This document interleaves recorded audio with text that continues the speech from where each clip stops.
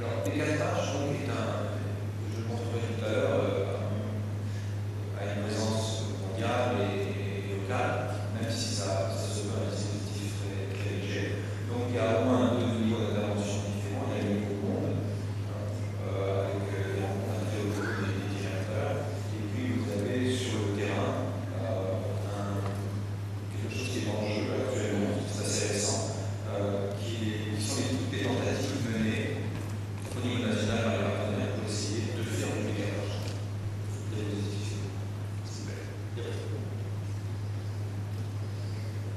Donc, pour être bref, on peut dire qu'au niveau mondial, on a la recherche de plus d'appui et d'un appui de meilleure qualité, très cohérent et plus clair aussi.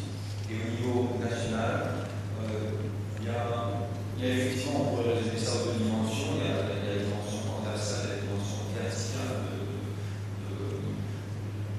des acteurs politiques. Il s'agit de se connecter différents acteurs qui ont différentes compétences techniques, sont différents départements, etc. Et puis vous avez peut-être une dimension verticale, comme je le disais, qui est à mon avis fondamentale. On parle souvent ces dernières années de mobilité de politique. Je crois que ça a été aussi abordé dans le programme de ce colloque. Mon expérience est parfois que finalement la question n'est pas tant de mobiliser les politiques, de le rapprocher aux techniques, aux stratégiques, que les deux se connectent bien en fait.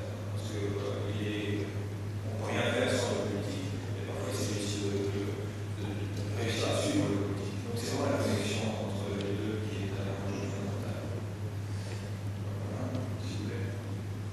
Alors voilà la structuration rapidement de l'éclairage.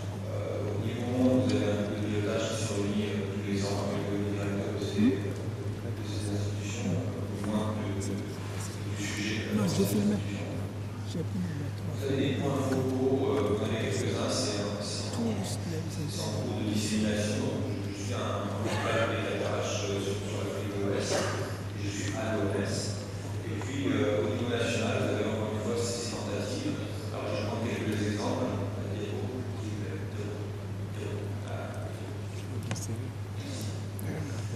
Alors oui, ça c'est rapidement brossé. Il y a des deux impôts, on est 35, 37 pays de 30.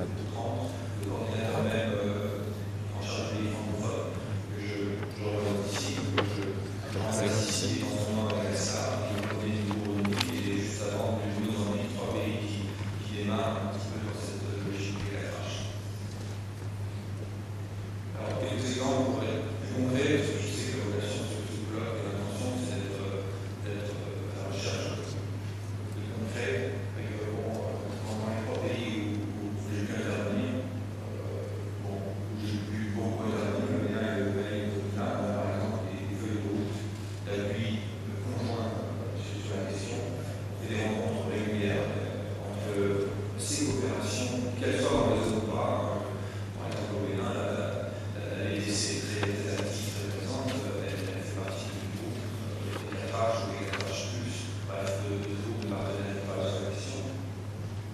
On est à la recherche de complémentarité. On est capable ainsi comme ça dans les feuilles de route de se répartir un peu l'appui. Et on est aussi dans des collaborations techniques. Au Mali, c'est très intéressant, la définition du projet de la FD au Mali a été faite en étroite collaboration avec l'OMS, qui est plus sur les aspects positifs. Et puis,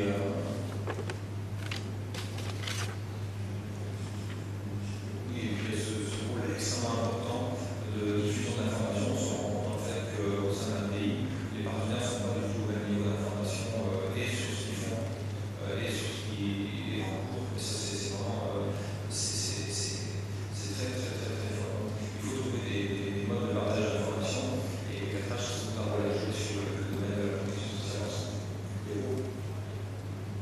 Voilà, je voulais être rapide, juste valoriser. Je vous remercie infiniment. J'espère qu'on verra sur des techniques où je vais peut-être plus à merci. Merci beaucoup, monsieur Alexis, pour votre intervention, effectivement, qui a démontré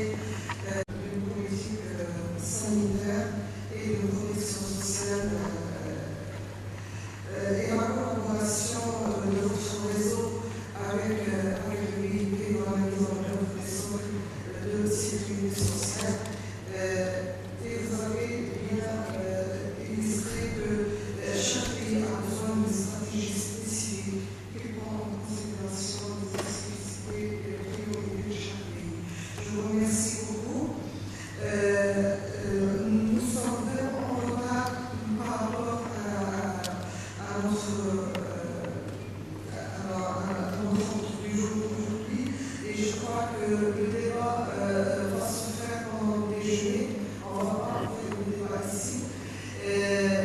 Parmi les organisateurs, on a demandé de donner la parole à monsieur qui va demander s'il veut vous informer à propos du programme du déjeuner et du programme de l'après-midi. Donc pour le débat, on va remercier les intervenants pour leur exposé et on va se revoir. Merci. Chers participants, à votre plan Michel. Entre-temps, les endroits du déjeuner, il y a deux endroits pour les membres des délégations venues, donc les pays amis et les organisations internationales. L'endroit du déjeuner, c'est l'hôtel Gawaii, ici à côté. Pour les membres du Conseil économique et social et les membres du comité d'organisation, c'est au Grand Hôtel. Le directeur de session et commission est là-bas, devant le restaurant, vous allez le retrouver.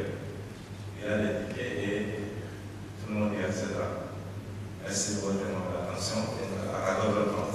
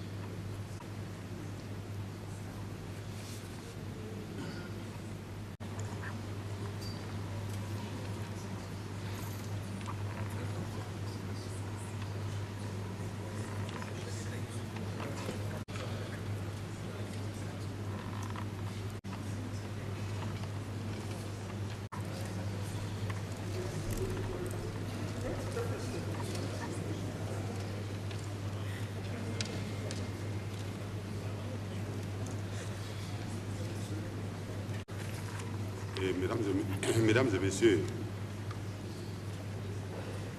il est 15h comme convenu. Pour les travaux de ce soir, nous les aurons en 3 séquences.